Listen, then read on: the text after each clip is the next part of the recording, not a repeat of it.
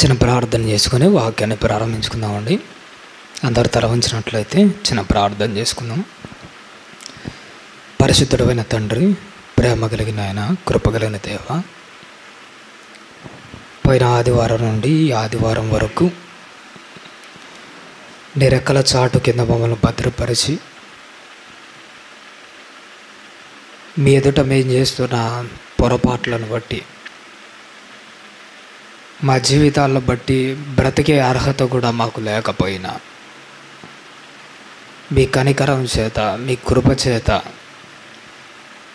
ఆరోగ్యాన్ని ఇచ్చి ఆయుష్ను పొడిగించి నీ సన్నిధానంలో అడుగుపెట్టే అవకాశాన్ని మాకు ప్రసాదించిన విధానాన్ని బట్టి వందనాలు తండ్రి.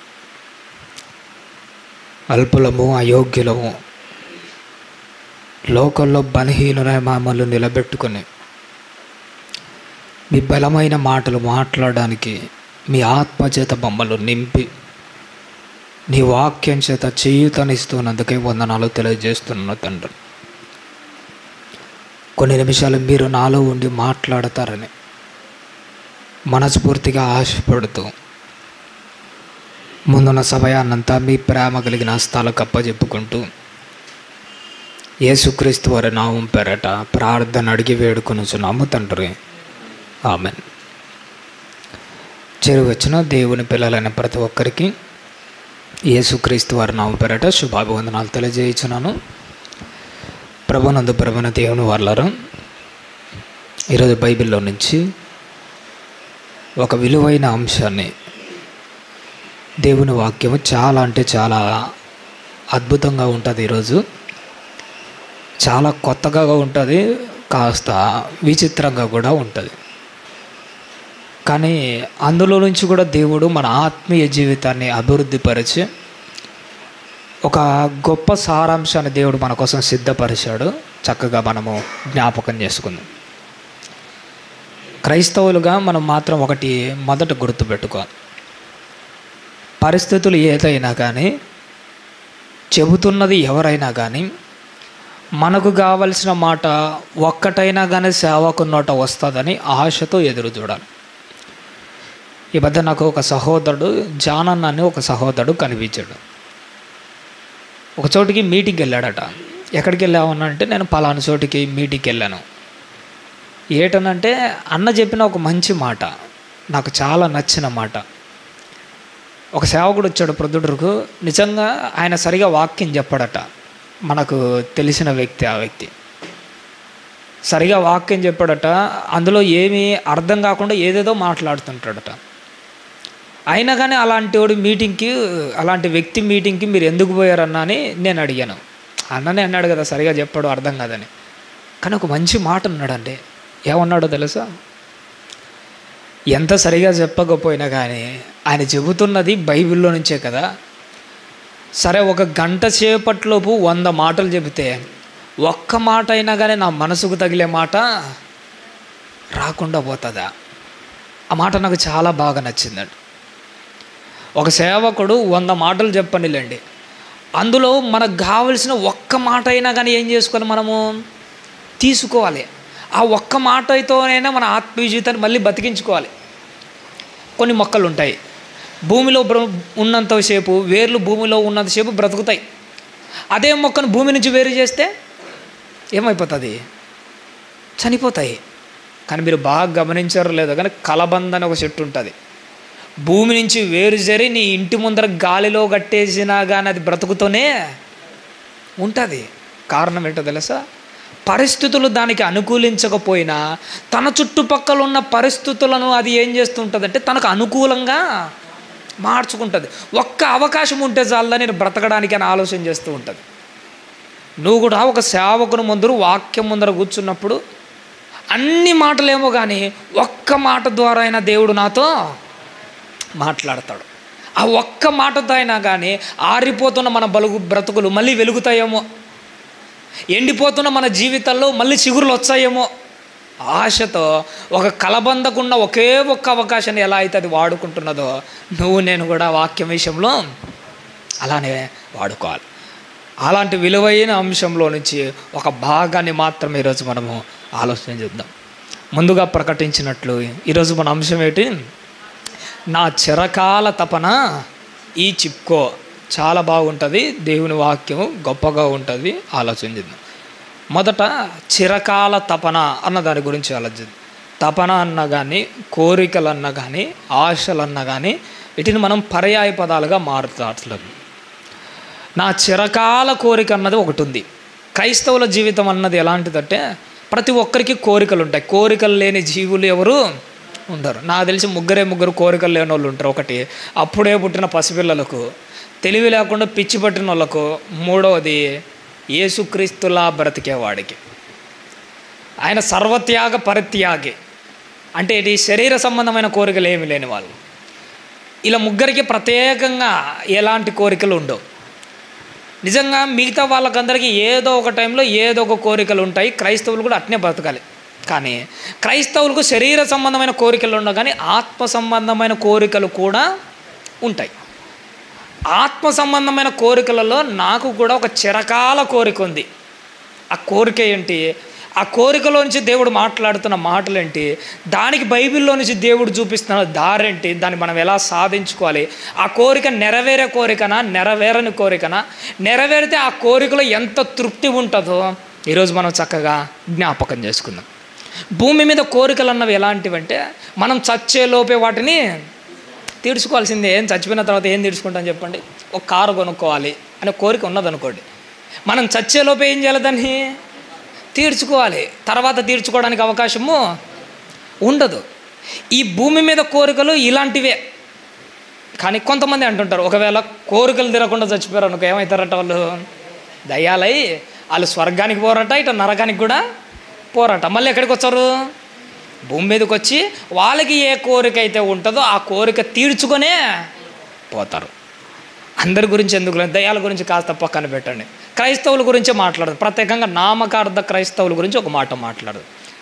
బాప్తిసం తీసుకొని క్రైస్తవ్యంలో అడుగు పెట్టిన ప్రతి ఒక్కడికి ఒక కోరిక ఉంటుంది, పరలోకం పోవాలని. మొదట బాప్తిసం తీసుకోగానే అందరికీ కోరిక ఉంటుంది. అటు నీతిగా బతికినా బతకకపోయినా, సంపూర్ణ ఆత్మీయ జీవితం లేకపోయినా కానీ మొట్టమొదటి కోరిక ఏముంటుంది? పరలోకానికి పోవాలి. కానీ 100 మంది నిజాయితీగా బాప్తిసం తీసుకుంటే పరలోకం పోయే వాళ్ళు 99 మందే ఉన్నారు. 99 మంది లేరు, ఒకరే ఉన్నారు. 99 మంది ఏమైపోతున్నారు? చచ్చిపోయి నరకానికి పోతున్నాడు. మరి ఈ కోరిక ఉంది కదా పరలోకం పోవాలని. కోరికలు తీరకపోతే మళ్ళీ ఈ ఆత్మ నరకం నుంచి భూమి మీదకి వచ్చి ఇక్కడ భక్తిగా బ్రతికి మళ్ళీ పరలోకం పోతుంది. ఆత్మ పోవట్లేదు. చూసినారా? అంటే భూమి మీద కోరికలు ఏమున్నా కానీ ఇక్కడే తీర్చుకోవాలి. అది నువ్వు పరలోకం పోవాలన్న కోరిక ఉన్నా కానీ ఇక్కడే తీర్చుకోవాలి. ఇక్కడ బ్రతుకుతేనే ఆ తర్వాత అక్కడ ఉన్న కోరిక తీరుతుంది. క్రైస్తవుల జీవితం కూడా ఇలాంటిదే. బ్రతికి ఉండగా మనకి ఈ కోరిక తీరదు. నేను చెప్పబోయే కోరిక, ఆ కోరిక చావు తర్వాత తీరబోయే కోరిక. మన ఆలోచనలు ఎలా ఉంటాయంటే బ్రతకకు ముందు, అంటే బ్రతికి ఉన్నప్పుడు తీర్చుకోవాల్సిన కోరికలు ఉంటాయి, చావు తర్వాత తీరే కోరికలు ఉంటాయి. చిన్న ఉదాహరణ చెప్పి నేను మళ్ళీ వాక్యంలోకి వెళ్తాను. ఉదాహరణకు నేను ఒక LIC కడుతున్నాను అనుకోండి. నా కోరిక ఏంటి? నేను చచ్చిపోయిన తర్వాత నేను అనుభవిస్తున్న ఈ పేదరికం కానీ, ఈ కష్టాలు కానీ నా కుటుంబము అనుభవించకూడదు. ఇది నా కోరిక అనుకోండి. ఇదే నా ఆశ. ఇది నేను బ్రతికి ఉండగా నెరవేరుతుందా, చచ్చిపోయినాక నెరవేరుతుందా? చనిపోయిన తర్వాతనే నెరవేరుతుంది. క్రైస్తవులకు కూడా ఒక కోరిక ఉంటుంది. వాళ్ళు బ్రతికి ఉండగా నెరవేరదు, కానీ చావు తర్వాతనే నెరవేరుతుంది. ఆ విలువైన కోరిక పేరు ఏం పేరంటే దాని పేరే చిప్కో అన్నది ఈ కోరిక. ఏంటి చిప్కో అన్న అనుకుంటున్నారా? ఇది ఒక హిందీ పదం. చిప్కో అనగా దాని అర్థం ఏంటంటే హత్తుకోవడం అని అర్థం. చిప్కో అనగా దాని అర్థం ఏంటి? హత్తుకోవడం. ఉత్తరాఖండ్లో ఒక చరిత్ర, ఇది కథ కాదు కానీ కొన్ని సంవత్సరాలు వెనక్కి వెళ్తే ఉత్తరాఖండ్లో ఎక్కడ చూసినా అడవులే ఉంటాయి. పచ్చని ప్రకృతి, ఆ అందము, ఆ వైభోగం చాలా గొప్పగా ఉంటుంది. ఒకానొక టైంలో ప్రభుత్వం జారీ చేసిన కొన్ని ఆర్డర్స్ ప్రకారం అక్కడున్న చెట్లన్నిటినీ నరకేయమని వాళ్ళకు ఆర్డర్స్ జారీ అయి ఉంటాయి. వాళ్ళు ఏం చేస్తారంటే పెద్ద పెద్ద డోజర్స్, బుల్డోజర్లు తీసుకొని వచ్చి చెట్లను పడగొట్టాలనుకుంటారు. అక్కడున్న ఒక అడవి జాతి తెగ వాళ్ళు ఏం చేస్తారో తెలుసా? అప్పటికే ఆ చెట్లతో, ఆ ప్రకృతితో మమేకమై బ్రతుకుతున్న వాళ్ళతో వాళ్ళు ఒకటే అనుకున్నాడు, ఈ ప్రకృతి పోయిందనుకో మేము బ్రతికి ఉన్నా కానీ వేస్టే. అందుకే ఎవడైతే డోజర్తో దాన్ని తోయాలనుకుంటారో ఆ చెట్లను వెళ్ళి వీళ్ళు హత్తుకునేవాళ్ళు. ముందు మీరు చెట్లను కాదు తోయాల్సింది, మమ్మల్ని చంపితే కానీ దాటిని తోయకూడదు అని చెట్ల కోసమట వీళ్ళు హత్తుకొని ఒక ఉద్యమాన్ని ప్రారంభించాడు. ఆ ఉద్యమం ఏం పేరు? చిప్కో. ఉత్తరాఖండ్లో వాళ్ళు ప్రారంభించిన ఉద్యమం చిప్కో ఉద్యమం. వీళ్ళు దేన్ని హత్తుకోవాలన్నది వీళ్ళ ఉద్యమము? చెట్లను. క్రైస్తవులకు కూడా ఒక విలువైన కోరిక ఉంటుంది. నాకు కూడా ఒక కోరిక ఉండేది ఏంటో తెలుసా? ఎప్పుడు చూసినా కానీ నాకు ఆ మనసులో పుట్టే ఒకే ఒక ఆలోచన, పరలోకం పోవాలి, తండ్రిని హత్తుకోవాలి. ఎప్పుడైనా నాకు మోటివేషన్గా నేను ఎక్కువగా ఎవరు తీసుకుంటారంటే బాప్తిసం ఇచ్చి యోహాను గారిని. బాప్తిసం ఇచ్చి యోహాను గారు నా కళ్ళ ముందర విసిరిన సవాల్ ఏంటంటే, నేను ఆయన చెప్పులు విప్పుటకైనాను పాత్రుడను కాను. అంటే ఆయన చెప్పులు పట్టుకోవడానికి కూడా నాకేం లేదంటున్నాడు, అర్హత లేదు. ఆయన కాళ్ళు పట్టుకోవడానికి కూడా నాకు అర్హత లేదంటున్నాడు. ఎంత గొప్పగా బతికినవాడు! ఏలియా లాంటి పౌరుషము స్త్రీలలో పుట్టిన వాళ్ళు అతని వంటి వాడెవడు?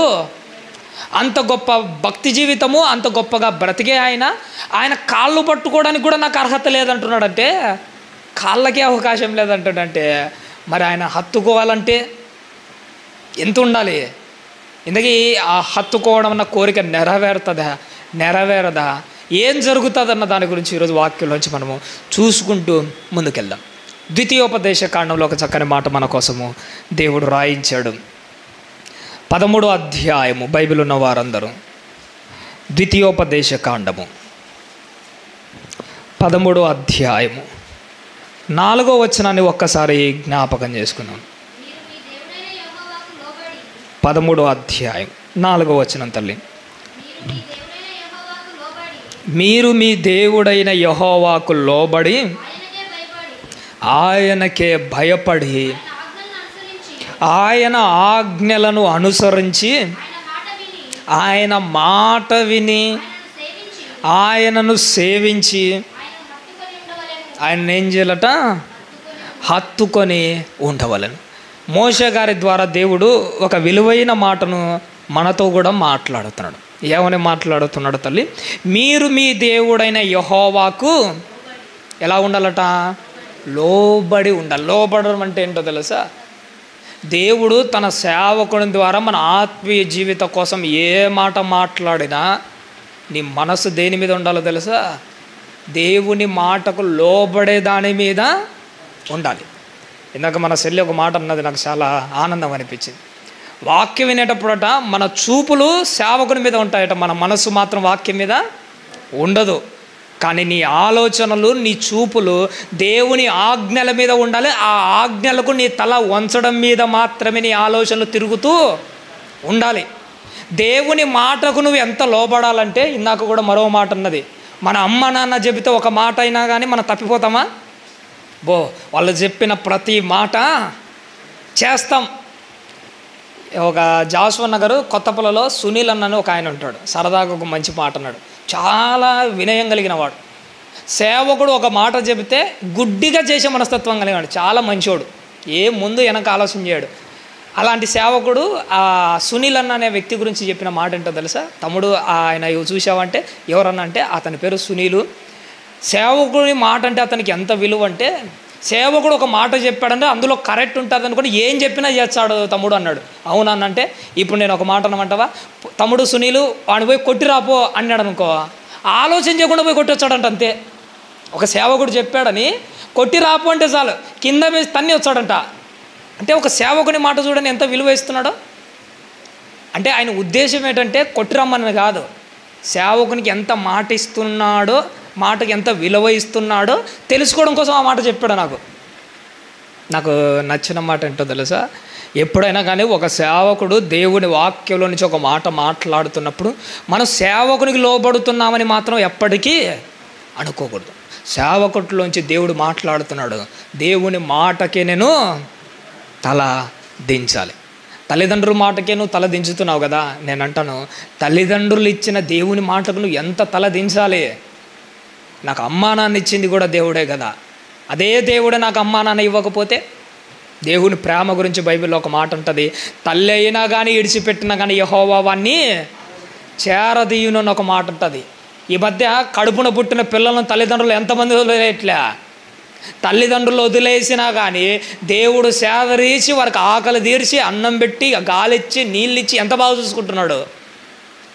తల్లిదండ్రులకే మీరు లోబడితే తల్లిదండ్రులు ఇడిచిపెట్టినా సేరదీసే యెహోవాకు ప్రతి మాట అది చిన్నదైనా పర్లేదు, పెద్దదైనా పర్లేదు, తల దించి ఆ మాటకు నేను లోబడాలి. అప్పుడు నువ్వు దేవునికి నచ్చుతుంది. ఏ మాట అయినా పర్లేదు, అది మనకు కఠినమైనా పర్లేదు, అది మనకి ఇష్టమైనదైనా పర్లేదు, అవసరమైతే అది మన ప్రాణమైనా కానీ పర్లేదు. దేవుడు అడిగాడా కాదనకుండా ఇచ్చేయడమే. ఎందుకంటే మన జాషువా కదా ఒక మాట అంటాడు, ప్రభువా ఈ ప్రాణము నువ్వు ఇచ్చినా సొమ్మే కదయ్యా, నువ్వు అడిగితే నీకు ఇవ్వకపోతే ఇంకెవడికి ఇస్తారు. ఇది మాత్రం ఎప్పటికీ మర్చిపోకూడదు. ఆయన మాటకు లోబడాలి. రెండో మాట ఏమంటున్నాడు తల్లి? ఎవరికి భయపడాలట? ఆయనకే భయపడాలి.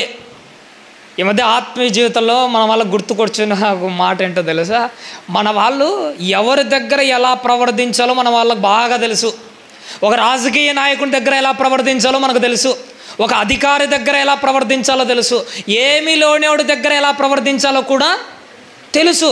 ఎవడి దగ్గర ఎలా ప్రవర్తించాలో తెలిసిన నీకు సర్వోన్నతుడైన దేవుని దగ్గర ఎలా ప్రవర్తించాలో నీకు ఇంకా తెలియట్లే. తెలిస్తే నువ్వు ఇలా బ్రతుకుతావా? తెలిస్తే నువ్వు ఇంత తెగించి పాపాలు చేస్తావా? తెలిస్తే అన్ని తెలిసిన నువ్వు తప్పు చేయడానికి అడుగులు ముందుకు వేస్తావా? ఒకటి నువ్వు గుర్తుపెట్టుకోవాలి, యెహోవాకు మాత్రమే భయపడాలి. మరీ దారుణం ఏంటో తెలుసా? పాపముల విషయంలో అపవాదికి భయపడి పాపం చేస్తున్నాము, కానీ దేవునికి భయపడి పాపం చేయకుండా ఉండేవాడెవడు లేడు. కనిపించడం కూడా కనిపించట్లే. అపవాదికి భయపడ్డావు, ఈ మధ్య కళలో దయ్యాలకు కూడా భయపడుతుంటారు. కొంతమందిని చూస్తుంటే నాకు ఒకసారి అనిపించుంటుంది, ఏట్రా నాయన అనిపించుంటుంది. ఎప్పుడైనా కానీ నిద్రపోయేటప్పుడు ఉలిక్కి పడి లేస్తూ ఉంటాం. ఏరంటే కళలో ఏదో పీడకళ వచ్చిందట. కళలో వచ్చిన దయ్యం కళకే భయపడి నువ్వు ఉలిక్కి పడి లేస్తున్నావు కదా. మరి తప్పు చేయడానికి అడుగులు ముందుకేసేటప్పుడు ఒక్కసారైనా కానీ తప్పు చేస్తే నా జీవితం ఏమైపోతుందని ఉలిక్కిపడి ఆత్మీయ జీవితంలో ఒక్కసారి లేచావా? ఒక్కసారైనా వెనకడుగు వేసావా? అక్కడి నుంచి ఆ భయం ఎవరిలో ఉందంటే ఒక యోసేపులో ఉంది. పాపులు నిన్ను ప్రేరేపింపగా ఒప్పుకోకూడదు. మన చెల్లెలు ఎంత మంచి మాట చెప్పింది. ప్రేరేపిస్తారు, ప్రతి ఒక్కడూ ప్రేరేపిస్తాడు. పోతీఫరు భార్య ఎన్నిసార్లు ప్రేరేపించలే కానీ పల్లె. కానీ అదే సంసోను గారు ఆ దెలీలా ప్రేరేపించగా మొదట వల్ల, రెండోసారి వల్ల, మూడోసారి వల్ల, నాలుగోసారి వల్ల పాపులు ప్రేరేపించగా కంటిన్యూగా పని జరగడంతో ఒకరోజు పడిపోయాడు. అపవాది కూడా ఎలాంటిదో తెలుసా? ఒక దెలీలా సంసోనును ప్రేరేపించినట్టు నిన్ను ఒకసారి ప్రేరేపిస్తుంది, నువ్వు పడవేమో, రెండోసారి పడవేమో, మూడోసారి పడవేమో, నాలుగోసారి కూడా నిన్ను ప్రేరేపిస్తుంది. అప్పుడు నీకు గుర్తుకు రావాల్సిన మాట ఏంటంటే, నా కుమారుడా పాపులు నిన్ను ప్రేరేపింపగా పడిపోతే నీ చెయ్యి పట్టుకొని లేపడానికి నీకంటూ ఎవడు లేడు. నీ చెయ్యి పట్టుకోవాల్సిన దేవుడే నీ చెయ్యి వదిలేస్తే నిన్ను లేపవాడేవాడున్నాడు? పాపులు ప్రేరేపింపగా నువ్వు ఒప్పుకోక. ఎందుకంటే పడిపోయిన తర్వాత వాడు కూడా నీ చెయ్యి పట్టి పైకి లేపడు. అందుకోసమే నువ్వు దాని జోలికి వెళ్ళాకు. మనం ఎట్టుండాలట? తప్పు చేయడానికి అపవాదికి భయపడి తప్పు చేస్తున్నామేమో, కానీ అదే దేవునికి భయపడి తప్పు చేయకుండా ఉన్నప్పుడు మాత్రమే నీ ఆత్మీయ జీవితం చాలా చక్కగా కొనసాగుతుంది. ఇంకా ఏమంటున్నాడు తల్లి? ఆయన ఆజ్ఞలను అనుసరించి, ఆయన మాటలు ఏం చేయాలి? విని అంటున్నాడు. చూసాడా? నువ్వు ఆయన ఆజ్ఞలను అనుసరించి ఆయన మాటలు వింటే అప్పుడు ప్రభు దృష్టి ఎవరి మీదకి వస్తుంది? నీ మీదకి వస్తుంది. అప్పుడు ప్రభు దృష్టి మన మీదకి వస్తుంది. అప్పుడే దేవుడు మనల్ని సంపూర్ణంగా ఎన్నుకుంటారు. చాలామందికి తెలియని ఒక గొప్ప విషయం ఏంటో తెలుసా? మనమే దేవుణ్ణి ఎన్నుకొని దేవుణ్ణి చూజ్ చేసుకొని దైవత్వంలోకి వచ్చినాం అనుకుంటాం. కాదు. ఈ మధ్య కొన్ని ఆలోచనలు నేను గమనించాను, ఇది చాలా మంచిదే అనిపించింది. చాలామంది ఏమనుకుంటారంటే లోకంలో 3 దేవతలు ఉన్నారట, అందులో యేసుక్రీస్తు వారు ఒక దేవుడులే అనుకొని అందరిలో దేవుని మాదిరి ఆయనను సమానముగా చూసి అందరిలో ఈయన ఒక్కడు కదా నువ్వు ఆయనను కూడా ఎన్నుకున్నావు అనుకో, ఎన్నుకున్నందుకు నువ్వు పరలోకం పోతావు అనుకున్నావా? పోవు తెలుసా. నువ్వు దేవుణ్ణి ఎన్నుకోవడం కాదు, దేవుడే నిన్ను ఎన్నుకొని నిన్ను ఆకర్షించి సంఘంలో కూర్చోబెడితేనే నువ్వు పరలోకానికి పోతావు. గారడీ వాడైన సీమోను అని ఒకడు ఉంటాడు. అద్భుతాలు చూసి ఈడు కూడా ఏమనుకున్నాడు తెలుసా, నేను ఈ ప్రభునే చూజ్ చేసుకుంటాను, లోకంలో ఉన్న అన్ని దేవతల కంటే ఈయనే గొప్పవాడు అనుకుని ఆయనను చూజ్ చేసుకున్నాడు. కానీ యేసుక్రీస్తే ఆయనను చూజ్ చేసుకోలే. గారడీ వాడైన సీమోను ఆయనను సెలెక్ట్ చేసుకున్నాడు, కానీ దేవుడు గారడీ వాడైన సీమోనును సెలెక్ట్ చేసుకోలే, అందుకే వదిలేశాడు. కానీ దేవుడు పౌలును సెలెక్ట్ చేసుకున్నాడు, పిలుచుకున్నాడు, ఆకర్షించుకున్నాడు, సంఘంలో కూర్చోబెట్టుకున్నాడు, పరలోకానికి ఒకరోజు ఆయనను ఆకర్షించుకుంటాడు. ఈ రెండు దాళ్ళ మధ్య తేడా ఏంటో తెలుసా, నువ్వు దేవుని చూజ్ చేసుకోవడం కాదు. ఒకవేళ నువ్వు ముందే చూజ్ చేసుకున్నావా, నీ భక్తిని బట్టి నీ నీతిని బట్టి దేవుడు కూడా నీతో ఏకీభవించాలి, అప్పుడు నువ్వు పరలోకానికి వెళ్తావు. పేతురు గారు ఉన్నారు, మొదట్లో యేసుక్రీస్తు పరిచయం చేస్తుంటే యేసుక్రీస్తు పరిచయం నచ్చి పేతురు గారు కొంతమంది శిష్యులు యేసుక్రీస్తుని చూజ్ చేసుకొని యోహాను కూడా ఇడిచిపెట్టి ఎవరి దగ్గరికి వచ్చారు, యేసుక్రీస్తు దగ్గరికి వచ్చాడు. అంటే శిష్యులు కూడా యేసుక్రీస్తుని చూజ్ చేసుకున్నాడు. చూజ్ చేసుకోవడమే కాదు, కానీ యేసుక్రీస్తు వారు కూడా వీళ్ళతో ఏకీభవించాడు. కాబట్టి కానీ పేతురు పరలోక రాజ్యానికి వారసుడు అయ్యాడు. నీ జీవితంలో కూడా ఏ మాట నచ్చో, దేవుని మాటకు ఏ మాట లోపడో, నువ్వైతే యేసుక్రీస్తుని చూజ్ చేసుకున్నావు. కానీ ఇంతటితో ఆగిపోవాకు. నీ భక్తిని బట్టి నీ నీతిని బట్టి ప్రభువు కూడా నీతో ఏకీభవించేట్టుగా చూసుకోవాలి, అప్పుడే నువ్వు పరలోకానికి వెళ్తావు. లేకపోతే ఒక గారడీ వాడైన సీమోను మాదిరి అర్ధాంతరంగా నీ జీవితం మధ్యలోనే ఆగిపోతుంది. ఎప్పుడు నీ మీదకి ఆయన దృష్టి వస్తుంది, నువ్వు ఆయన ఆజ్ఞలను అనుసరించి ఆయన మాట విని ఆయనను ఏం చేయాలట, సేవించి. అబ్బా, ఈ మాట కోసం ఇదంతా చెబుతున్నానమ్మా. ఆయనను ఏం చేయాలట తల్లి, హత్తుకొని ఉండాలి. భార్యాభర్తల బంధం గురించి నేను ఒకసారి ఆలోచన చేసినప్పుడు, గనురాలైన భార్య ఏం చేస్తుంటుందో తెలుసా, తను చచ్చేంత వరకు ఏకపత్ని వ్రతం లాంటిది ఒకటి చేస్తూ ఒకే భర్తనే హత్తుకొని ఉంటుంది. ఆమె గనురాలైన ఇల్లాలంటారు. ఒక గనురాలైన ఇల్లాలే ఒకే భర్తని హత్తుకొని మరణం వరకు కొనసాగుతూ ఉంటే, మరి ఆత్మీయ జీవితంలో మనకి ఏ రోగమైంది? ఒకే ప్రభువుని హత్తుకొని ఆ చివరి వరకు ఎందుకు కొనసాగలేకపోతున్నాం?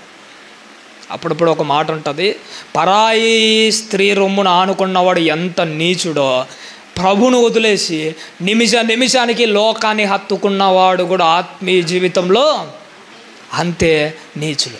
ఇదెవరో పక్కన వాళ్ళ గురించి చెప్పట్లే, గుండెల మీద చేసుకొని చెప్తున్నాను. ఎన్నోసార్లు ఈ మాట మనకు వర్తించే మాట. ప్రభువుకు మాట ఇచ్చి ఆయనతో అంటుకట్టబడిన మనం ఎన్నోసార్లు పరాయి స్త్రీ రొమ్మున ఆనుకొనిన పనికిమాలైన పోలిన వాని మాదిరి మనం కూడా ప్రవర్తిస్తున్నాం. మన ఆలోచనలు సరిగా రావట్లే, మన బ్రతుకులు సరిగా అట్లే, ఇంకా దేవుళ్ళు సంపూర్ణంగా నిలవలేక గడియకు మళ్ళీ లోకాన్ని హత్తుకుంటూ బ్రతుకుతున్నాం. దేవుని హత్తుకోడరా అయ్యా అని దేవుడు చెప్తే మనం ఏం చేస్తున్నామో తెలుసా? యెషయా గ్రంథంలో కూడా ఒక మాట ఉంటుంది, ఒకసారి చూద్దామండి. 5వ అధ్యాయము యెషయా గ్రంథం 18వ వచనాన్ని ఒక్కసారి జ్ఞాపకం చేసుకుందామండి. యెషయా గ్రంథము 5వ అధ్యాయము 18వ వచనము. భక్తిహీనతయను తాళ్ళతో దోషములను లాగుకొని వాళ్లకు శ్రమ, బండి మోకుల చేత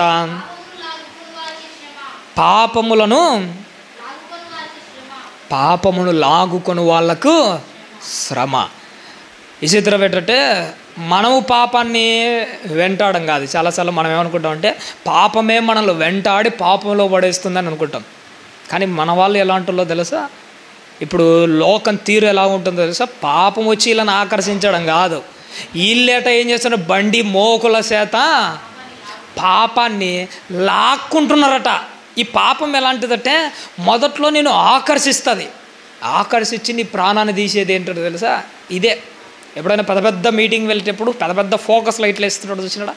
ఆ లైటింగ్ వెలుతురకు చిన్న పురుగులు ఏమైపోతాయి తెలుసా? అవి కళ్ళు కనిపించకొస్తున్నాయో తెలియదు, దానికి ఆకర్షింపబడి వస్తున్నాయో తెలియదు, కానీ ఆ వేడి ఫోకస్ లైట్కి వచ్చి తగలగానే తెల్లారేసరికి లేదా కొన్ని క్షణాలలో కూడా ఏమైపోతుంటాయి, చచ్చిపోతుంటాయి, ప్రాణాన్ని పోగొట్టుకుంటుంటాయి. మన వాళ్ళు కూడా ఒక పాపాన్ని ఆకర్షించుకోవడానికి బండి మోకుల చేత పాపాన్ని లాక్కుంటున్నారు, అసలు వదిలేయట్లే. అది వదిలేస్తామన్నా కానీ మన వాళ్ళు వదలట్లే, అంత బలంగా పట్టుకున్నా. మళ్ళీ చదువుతలే అన్నమాట. బండి మోకుల చేత పాపములను లాక్కుంటున్నాం. మనం దానికి అడిక్ట్ అయిపోయినాం, అసలు బయటికి రాలేకపోతున్నాం. ఒక సిగరెట్ వాడిని తాగేవాడిని చూసాడా, వాడు అడిక్ట్ అయిపోయాడు. ఒక మందు తాగేవాడు అడిక్ట్ అయిపోయాడు. ఒకడు ఈ మధ్య పోలీసులో, ఈ మధ్య నేను మా సచివాలయంలో డ్యూటీ మీద ఒకసారి పోలీస్ స్టేషన్కి వెళ్ళాల్సి వచ్చింది. అక్కడ ఒక బోర్డు వేసాడు. ఏం బోర్డు వేసాడంటే ఆన్లైన్ గేమ్ ఒక అడిక్షన్ లాంటిది అన్నాడు. దాని గురించి పూర్తిగా చదివితే ఏమన్నాడు తెలుసా, మొదట అది ఏం చేస్తుందట, మనల్ని ఆకర్షించదట. మొదట్లో దానివల్ల మనకు లాభాలు వచ్చినట్టే కనపడుతుందట, కానీ అది ఒక పెద్ద ట్రాప్ లాంటిది అని చెప్పాడు. నిజమేనా అంటే నిజమే. పక్కనే ఒక నిజమైన చరిత్ర రాశాడు. అందులో ఆయన మెన్షన్ చేసిన ఒక పాయింట్ ఏంటో తెలుసా, కథ కాదు ఇది, చరిత్రనే. ఒక సాఫ్ట్వేర్ ఎంప్లాయీ ఉన్నాడట, బాగానే వస్తుంది వాడి జీతం బాగానే వస్తుంది, బాగానే సంపాదించుకుంటున్నాడు, బాగానే ఉంది. కానీ ఉన్నట్టుండి కోటీశ్వరుడు కావాలనుకున్నాడు. అందుకు వాడు ఒక ప్లాట్ఫామ్ను వెతుక్కున్నాడట. ఉన్నట్టుండి అకస్మాత్తుగా అంత డబ్బులు ఎలా వస్తాయి, ఎవడో చెప్పాడట, షేర్ మార్కెట్లో పెట్టుబడి పెడితే డబ్బులు డబల్ అవుతాయి, డబల్ త్రిబుల్ అవుతుంది, త్రిబుల్ ఇంకా ఎక్కువే అవుతుంది. ఆన్లైన్లో గేమ్లో బెట్టింగ్లో పెడితే డబ్బులు కోకల్లో వచ్చి అకౌంట్లో పడతాయి. అందుకోసమే జీతం వచ్చిందా ఇంట్లో కూడా పెట్టక అంత షేర్ మార్కెట్లో పెట్టేవాడు. జీతం వచ్చినా పెడతాడు, అప్పు చేసినా పెడతాడు, కొన్ని లక్షలు అప్పు చేసాడట. ఏదో ఒకరోజు ఒకసారి పెడతాడు, డబ్బులు పోతుంది. ఏమనుకుంటాడట, డబల్ తీసుకొని వచ్చి పెడతాను ఒకటేసారి ఇంకా ఎక్కువే మళ్ళీ పోతుందట. మళ్ళీ దానికంటే ఎక్కువ తెచ్చాడంట. ఎందుకు, అంతకంతకు రావాలి కదా, సంపాదించుకోవాలి కదా. ఇలా పెట్టి కొన్ని లక్షలు అప్పు చేశాడు. బయట తలెత్తుకోలేక ఇంట్లోనే వాడి ఫ్యాన్కి ఊరేసుకొని చచ్చిపోయాడు. ఒక ఆన్లైన్ గేమింగ్లకు, షేర్ మార్కెట్లకు ఎలా అయితే అడిక్ట్ అయిపోతున్నారో ఆత్మీయ జీవితంలో పాపానికి కూడా మనం అలానే అడిక్ట్ అయిపోతారు. ఏం అర్థం కావట్లే మనకు, ఏం అర్థం కాకనే పాడు పనులని చేస్తుంటారు. ఈ మధ్య నిండా మునిగిన వాళ్ళకి సలెంట్ అంటుంటారు, చూసినాడా? అంత మునిగాడు కాబట్టిగానే వీడు పాపం అంటే భయం లేదు, వ్యభిచార చూపులు అంటే లెక్క లేదు, దొంగతనాలంటే పెద్దగా పట్టించుకోవట్లే, ఏమి లెక్క చేయట్లే. ఎందుకు కూడా అన్ని తప్పులు చేస్తున్నాడు? నిండా మునిగిన వాడు సలెంటే అన్నట్టు అన్ని పాపాలు చేసినా నాకేంటి, అందుకే తప్పు మీద తప్పు చేస్తున్నాడు. కానీ వీనిలో ఎలాంటి చలనము రావట్లే. ఒక మంచు గడ్డలో చేయి పెట్టాకో కొద్దిసేపు చల్లగా ఉంటుంది, ఒక 5 నిమిషాలకు, ఒక అరగంటకు, ఒక గంటకు చెయ్యి మొద్దుబారిపోవడం మొదలవుతుంది. అప్పుడు దీని మీద ఏం జరుగుతుందో మనకు ఎలాంటి చలనము రావట్లే. పాపం విషయంలో, శరీర కోరిక విషయంలో మొద్దుబారిపోయిన శరీరాల వల్లే ఏ తప్పు చేసినా మనలో చలనం రాకుండా ఎంత దారుణంగా పాపాన్ని హత్తుకొని పాడు పనులు చేస్తున్నారో తెలుసా? మామూలుగా ఉండట్లే మన ఆత్మీయ జీవితం. చాలా అంటే చాలా ఘోరంగా దిగజారిపోతూ వస్తుంది మన దేవుని వారలరా.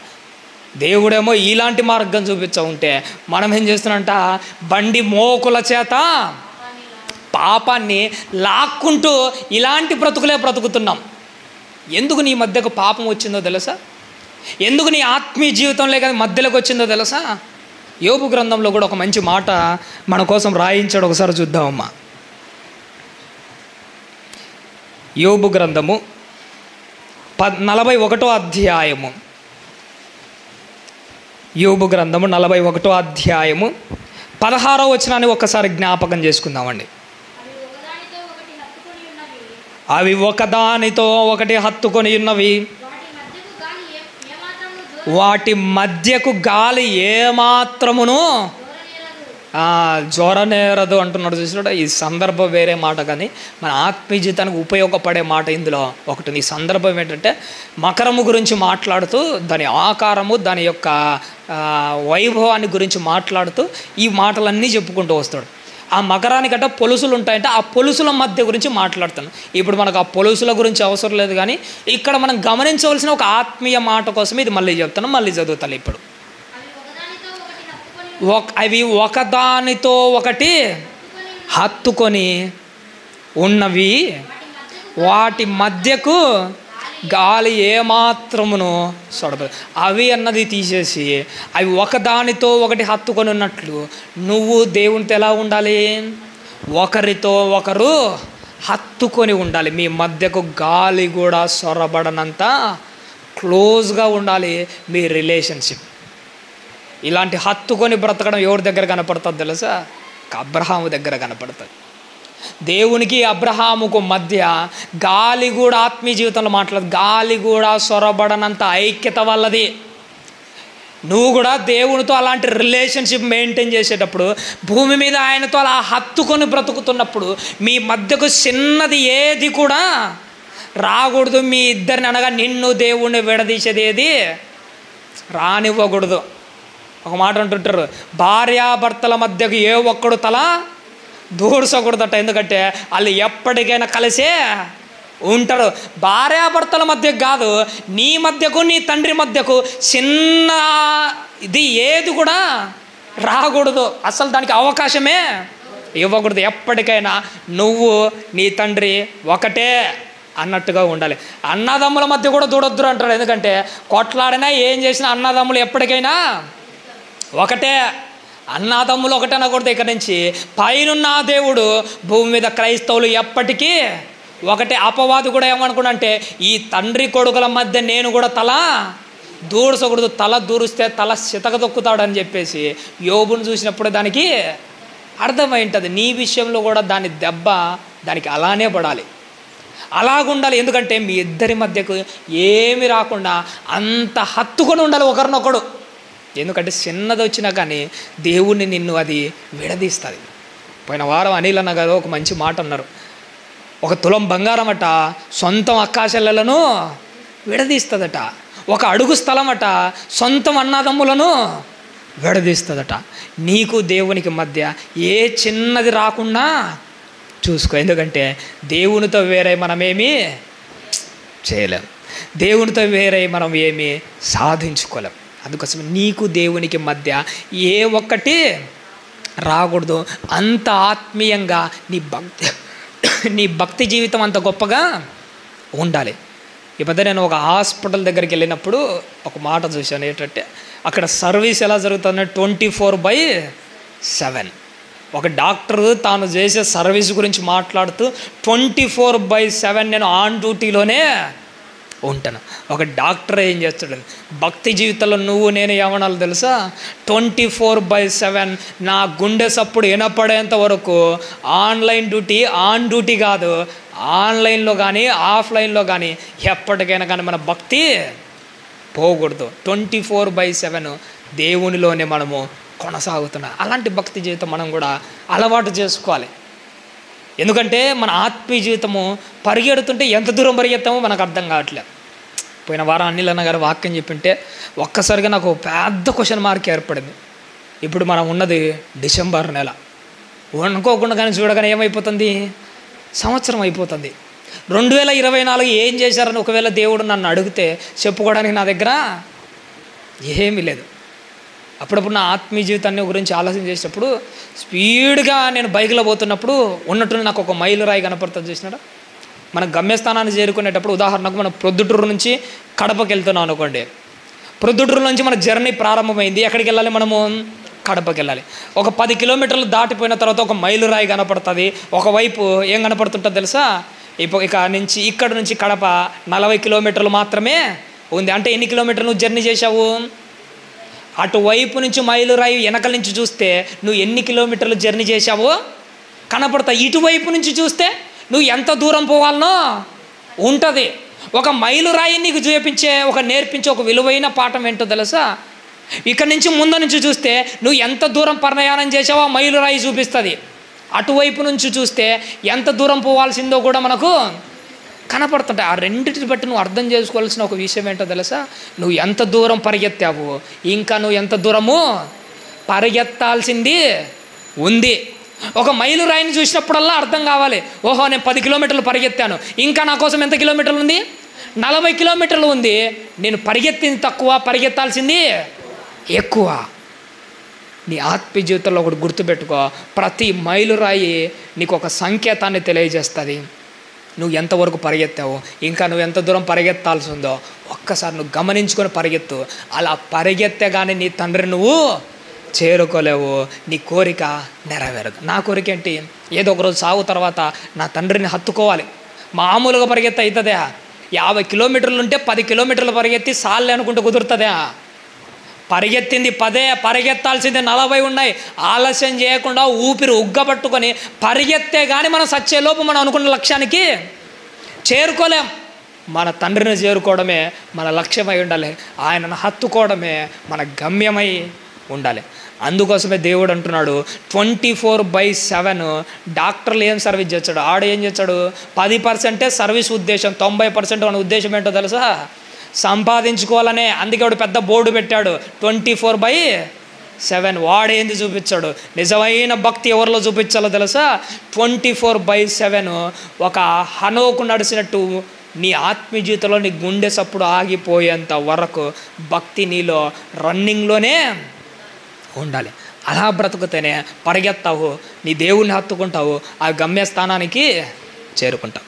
అలా బ్రతికిన భక్తిపరుడు ఒక ఆయన మనకు కనబడతాడు. ఆయన ఒక్కరి గురించి నేను చెప్పి ముగిస్తాను. రాజుల 2వ గ్రంథంలో ఆయన గురించి ఒక మాట రాయబడింది. రాజుల 2వ గ్రంథము 18వ అధ్యాయము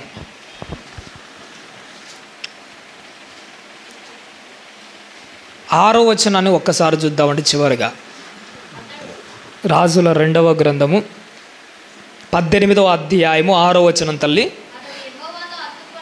అతడు యెహోవాతో హత్తుకొని ఆయనను వెంబడించుటలో వెనుక తీయక ఆయన మోషేకు ఆజ్ఞాపించిన ఆజ్ఞలన్నిటినీ గైకొనుచుండెను అంటున్నాడు. చూశాడా? చాలు. ఆ భక్తిపరుడు ఎవరో తెలుసా? ఈయన లక్ష్యం ఒకటే, భూమి మీద తండ్రినే హత్తుకొని ఉన్నాడు.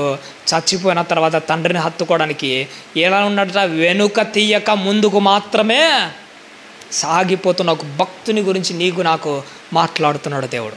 అతడు ఎలాంటి వాడట తల్లి?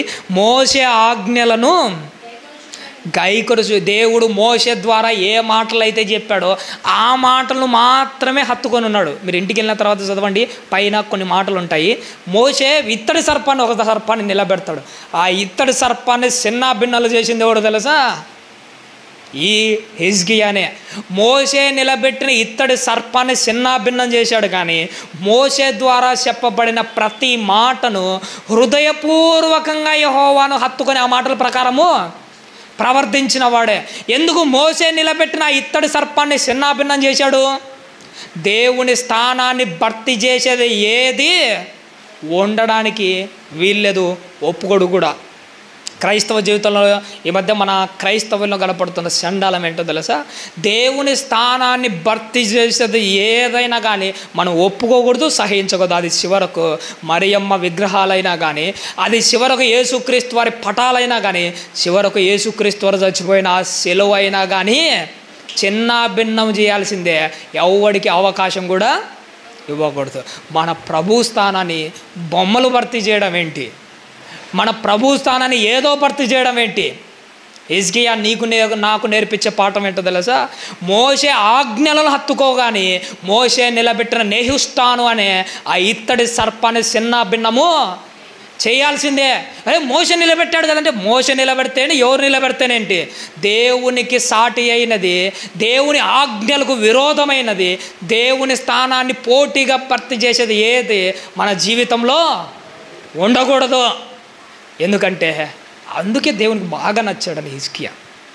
నీ జీవితకాలంలో, నా జీవితకాలంలో ఎప్పటికి గుర్తుపెట్టుకో, ఇలాంటి కార్యక్రమాలు ఏదో ఒకటి చేస్తేనే నువ్వు దేవుడికి నచ్చుతావు అనే దొరికిన విగ్రహాలను పగలగొట్టడం అని కాదు దాని ఉద్దేశం. దేవునికి నచ్చే విధంగా ఏదో ఒకటి ఆయన తరంలో అదే గొప్ప కార్యము. నీ తరంలో నీ గొప్ప కార్యం ఏంటో ఒక్కసారి ఆలోచన చేసుకో. ఏం చేయగలను ఈ తరానికి? ఈ జనరేషన్ బట్టి, ట్రెండింగ్ను బట్టి ఫాలో అవుతూ ఈ తరంలో నువ్వు ఏం చేయగలవు? ఒక పౌలు గారు ఉన్నారు. ఆయన జనరేషన్ ఏంటి? ఓడలు ఎక్కడము, గుర్రాలు ఎక్కడం, రథాలు ఎక్కడం, పరిచర్య చేయడం. ఆయన కాలం అదే, ఆయన ట్రెండ్ అదే ఆయన పరిచర్య. మరి నీ కాలం మారింది కదా, సమాజం అప్డేట్ అయింది కదా. మరి నీలో కనిపిస్తున్న అప్డేట్ ఏంటిది? ఆత్మీయ జీవితంలో ఒక వ్యక్తిని నిలబెట్టడానికి, ఒక పాపిని పరలోక రాజ్యానికి చేర్చడం కోసం నువ్వు ఏ విధంగా ఆలోచన చేస్తున్నావు? పౌలు గారు ఎప్పటికీ మనతో చెబుతున్న ఒక నూతనమైన మాట ఏంటో తెలుసా? ప్రతి ఆలోచనను క్రీస్తులోకే లోపరచాలి. కాలం ఏదైనా కానీ, ఆలోచన ఏదైనా, ప్రతి ఆలోచనలు క్రీస్తులకి ఏం చేస్తుండాలి? లోపరుస్తుండాలి. దానిని మలుస్తూ ఉండాలి. ఎలాగైనా పర్లేదు, ఎలాగైనా పర్లేదు. మనం క్రైస్తవులు అంటే ఒక శిల్పి లాంటి వాళ్ళం. ఒక రాయిని చూడగానే దాన్ని ఒక బొమ్మ మాత్రమైనా చేయాలి. ఒక రాయిని చూడగానే బలిపీఠం మాత్రమైనా చేయాలి. ఒక రాయిని చూడగానే ఆ రాయితో ఒక ఫ్రిడ్జ్ తయారు చేసేదైనా, అలాంటి బొమ్మలైనా కానీ, ఏదైనా చేసే సామర్థ్యం నీలో ఉండాలి. తగినట్టుగా సందర్భాన్ని బట్టి నేను ప్రవర్తిస్తూ ముందుకెళ్ళాలి. ఒక హిజ్కియా చూసారా? దేవుని ఆజ్ఞలను మాత్రమే హత్తుకొని ఉన్నాడు. నిజంగా మీకు తెలుసో లేదో కానీ ఒక తల్లి తన బిడ్డలను హత్తుకుంటుంటుంది చూసారా? అప్పుడు అనే మాట, అమ్మ ఒడికి మించిన గొప్ప సంపద మరొకటేది ఉండదు. కానీ ఒక్కోసారి తల్లి బిడ్డలు వేరుగా దూరంగా ఉన్నా కానీ వాళ్ళ ఫీలింగ్ను బట్టి వాళ్ళు చాలా దగ్గర హత్తుకున్నంత గొప్ప ఫీలింగ్ లేక తల్లి బిడ్డలు వెళ్తూ ఉంటారు. ప్రస్తుతానికి దేవుడు పరలోకంలో ఉన్నా, నువ్వు భూమి మీద ఉన్నా కానీ నీ ఆలోచన ఆయన ఆలోచనలు ఏకీభవించినప్పుడు దేవుణ్ణి హత్తుకునేంత గొప్ప ఫీలింగ్ మనలో రావాలి. అలా ఆయనను మీద మాత్రమే ఆనుకొని నీ భక్తి జీవితాన్ని ముందుకు సాధించావు అనుకో, ఖచ్చితంగా గుర్తుపెట్టుకోండి, ఇక్కడే కాదు పరలోకంలో కూడా మనము దేవుణ్ణి హత్తుకొనే జీవిస్తాం. ఆ మాధుర్యం వేరు.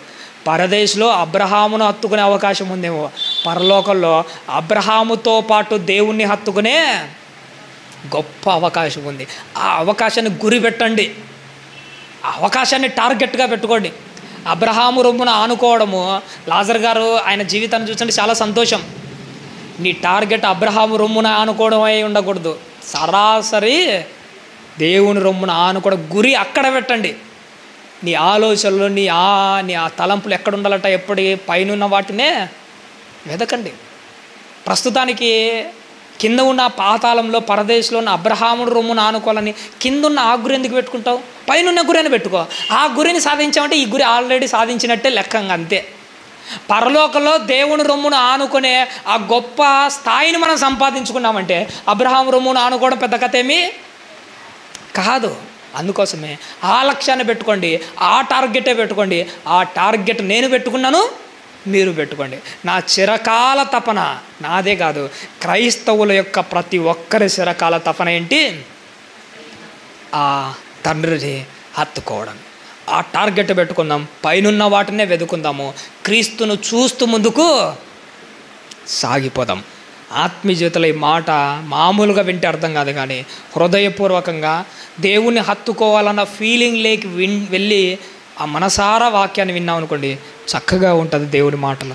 నిజంగా ఇప్పుడు ఆలోచన చేయకపోయినా కానీ దేవుణ్ణి హత్తుకుంటే ఆ మాధుర్యం ఎలా ఉంటుందో, ఆ ఫీలింగ్ ఎలా ఉంటుందో, ఎప్పుడైనా మనం భోజనం చేసి రాత్రి పడుకునే ముందు మీ గుండెల మీద చేసుకొని మనసారా ఆలోచన చేయండి. అప్పుడు నీలో మనసులో ఒక ఫీలింగ్ కలుగుతుంది. చూసినావా? తండ్రిని హత్తుకుంటే ఉండే ఫీలింగ్ ఏంటో, ఆ ఫీలింగ్ ఏంటో నాకు తెలుసు కాబట్టిగా ఈ మాటలు నేను మాట్లాడుతున్నా. మనసు పెట్టి మనస్ఫూర్తిగా ఆయనకు దగ్గరగా అయినప్పుడు ఆయన మనసు మనకి ఎంత దగ్గర అవుతుందో తెలుసా? ఆ ఫీలింగ్లు మనకు తగులుతూ ఉంటాయి. ఆత్మీయ జీవితంలో ఎప్పటికీ ఇలానే ఉండాలి. దేవుణ్ణి ఆత్మతోనూ సత్యముతోనూ మనసారా సేవిస్తేనే నచ్చుతాం. అందుకోసమే ప్రేమ దేవుని నోటి మాట ద్వారా కాకుండా, శారీరకంగా కాకుండా, బాహ్యంగా అంతకంటే కాకుండా మనసారా దగ్గరగా ఫీల్ అవుతూ ఆయనను హత్తుకునే ఆలోచనలు కలుగుతూ ఒక టార్గెట్ పెట్టుకొని లక్ష్యం కోసం మాత్రమే పరిగెత్తండి. ఏ లక్ష్యం లేదనుకోండి, మన గమ్యం ఏమైపోతుందో మనకు తెలియదు. అదే ఒక లక్ష్యం, బలమైన లక్ష్యాన్ని పెట్టుకొని ఆ లక్ష్యం కోసమే పదే పదే పదే పదే పదే పదే పోరాడుతుంటే ఖచ్చితంగా సాధించుతాం. ఒక ఇనుప కమ్మి ఉంటుంది, దాన్ని కొలిమిలో పెట్టి బలంగా కాలుస్తూ ఉంటారు, ఎర్రగా మారిపోయి ఉంటుంది. ఇప్పుడు ఆ ఇనుప కమ్మిని రెండుగా చీల్చాలంటే అవుతుందా? ఎర్రగా కాలింటుంది, కానీ అది కాదు. అదే ఒక సమ్మెట తీసుకొని ఒక దెబ్బ వేస్తాం, ఒక దెబ్బకి అది పగులుతుందా? రెండో దెబ్బ, మూడో దెబ్బ, నాలుగో దెబ్బ, లక్ష్యం ఒక్కటే. ఎలాగైనా కానీ కాలిన ఈ కమ్మి రెండుగా విడిపోవాలి. లక్ష్యం ఒకటే పెట్టుకొని దెబ్బ మీద దెబ్బ, దెబ్బ మీద దెబ్బ, దెబ్బ మీద దెబ్బ వచ్చే ఏదో ఒక టైంలో లక్ష్యము ఛేదింపబడుతుంది. ఆత్మీయ జీవితంలో ఒకటే ఒక టార్గెట్, పైనున్న ప్రభువును హత్తుకోవాలి. టార్గెట్ ఒకటే, లక్ష్యం కోసము కంటిన్యూగా ఇడిచిపెట్టకుండా పదే పదే పోరాడుతూ ఉన్నాం అనుకోండి, ఖచ్చితంగా మనం సాధిస్తాము. దేవుని సహాయం ఎప్పటికీ మనతో ఉంటుంది. పడుతూ లేస్తుంటాడు ఒక పిల్లడు, పడుతూ లేస్తున్న పిల్లలను తల్లి ఎప్పటికీ చూస్తూ అలానే విడిచిపెట్టదు. పడుతూ లేస్తున్న వాడిని చూసినప్పుడు తల్లికి ఒకటే ఆలోచన కలుగుతుంది, నా బిడ్డ నడవాలనుకుంటుందని పనులన్నీ కూడా పక్కన పెట్టి చిన్ని చిన్ని అడుగులు వేస్తున్న తన బిడ్డ చేయి పట్టుకొని తల్లి ఖచ్చితంగా నడిపిస్తుంది. పడుతూ లేస్తూ పడుతూ లేస్తూ పడుతూ లేస్తూ లేయాలని ప్రయత్నం చేస్తున్నావా, తండ్రి నీ చెయ్యి వచ్చి ఖచ్చితంగా పట్టుకుంటాడు, నీ లక్ష్యం వరకు నిన్ను నడిపిస్తాడు. నీతో నడిచే అడుగులు ఎప్పటికీ నీ పక్కలో నడుస్తూనే ఉంటాయి. లక్ష్యం ఒకటే, గమ్యం ఒకటే, చేరుకోవాల్సిన ప్రయాస నువ్వు చూపించాలి, నేను చూపించాలి. నా చిరకాల తపనంటే అంతకంటే పెద్ద ఆశ నాకేమీ లేదు. అంతకంటే గొప్పగా నేను ఆశపడేదే ఉంది? పరలోకంలో జీవకిరీటమా? నా తండ్రిని హత్తుకోవడంతో పోల్చుకుంటే అది పెద్ద కథ ఏమీ కాదు, అవసరంలే. నా తల మీద పెట్టి ఆ జీవకిరీటంతో పొందే తృప్తి కంటే, జీవకిరీటం పెట్టకపోయినా కానీ తండ్రి మనస్ఫూర్తిగా నన్ను హగ్ చేసుకొని కౌగిలించుకొని ఆ పరలోకంలో నన్ను నడిపిస్తూ తీసుకొని పోతుంటే నాకు జీవకిరీటం అంత ఆనందం ఇస్తుందా? పరలోకల సింహాసనం నాకు అంత ఆనందం ఇస్తుందా? కొన్ని కోటాను కోట్ల దేవదూతలు అందరి మీద అధికారం అయి వాళ్ళకి తీర్పు తీరుస్తూ ఉంటే ఆ ఆనందం నాకు ఇస్తుందా? నా తండ్రి నన్ను హత్తుకునే ఆనందం కంటే మరొక ఆనందం నాకేది లేదు. అందుకే ఆ క్షణంలోంచే ఇదే నా చిరకాల తపన, కొడితే ఆ గురినే కొట్టాలి, ఆ టార్గెటే కొట్టాలి. అలా మీరు నేను మనమందరం ఉండి అనుకున్న లక్ష్యాన్ని పట్టు వదలని వాళ్ళని మాదిరి పోరాడుతూ గమ్యాన్ని చేరుకోవాలని ఆశపడుతున్నాను. ఈరోజు ఆలస్యమైంది, క్షమించండి. ఓపికతో విన్నందుకు మీకు అందరికీ నా నిండు మనసుతో వందనాలు తెలియజేస్తూ ఈ 4 మాటలు ముగిస్తున్నాను.